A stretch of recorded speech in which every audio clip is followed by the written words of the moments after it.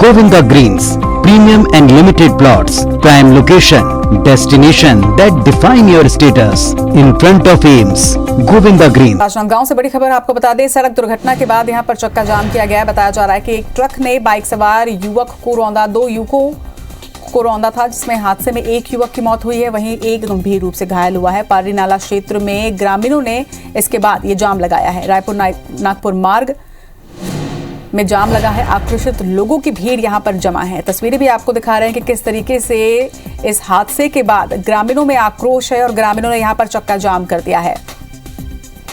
तो 2 युवकों को रौंदा गया है। हादसे में एक युवक की मौत हुई है, तो वहीं एक गंभीर रूप से घायल है। पारी नाला क्षेत्र में ग्रामीणों ने ये जाम लगाया है। रायपुर नागपुर मार्ग में आक्रोशित लोगों की भीड़ इस वक्त जमा है।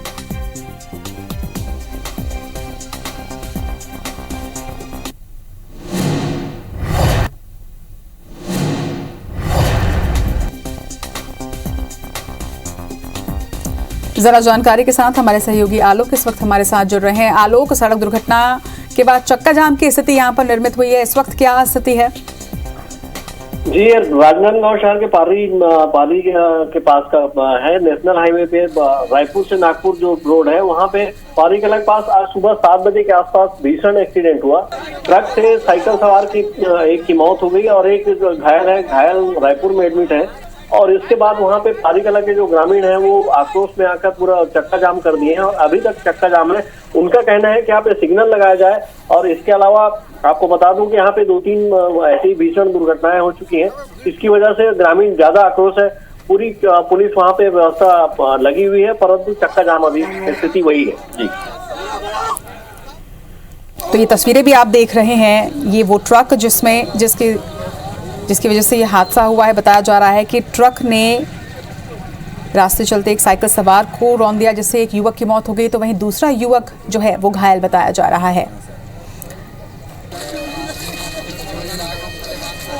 आलोक लगातार हमारे साथ जुड़े हुए हैं। आलोक, सवेरे 7 बजे जिस तरह आप जानकारी दे रहे हैं कि 7 बजे की ये घटना है, मौके पर क्या पुलिस पहुंच चुकी है और इसके साथ साथ चक्का जाम खुलवाने के लिए क्या प्रयास किए जा रहे हैं? जी, यहाँ पे सीएसपी के नेतृत्व में पुलिस प्रशासन लगातार आंदोलनकारियों से बात कर रही है, जो वहाँ पे चक्का जाम किए हुए ग्रामीणों से बात कर रही है।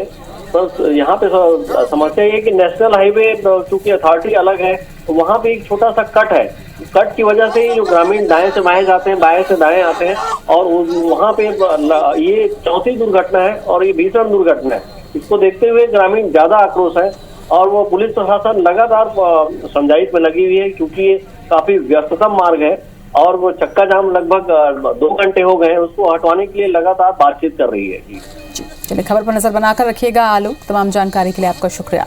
तो राजनांदगांव से बड़ी खबर, आपको तस्वीरें भी हमने दिखाई कि किस तरह से ग्रामीण आक्रोश में इस हादसे के बाद, हादसे में जहां एक युवक की मौत हुई है तो वहीं एक युवक घायल बताया जा रहा है। लगभग 2 घंटे से यहाँ पर जाम लगा हुआ है और स्थिति जाम की निर्मित है।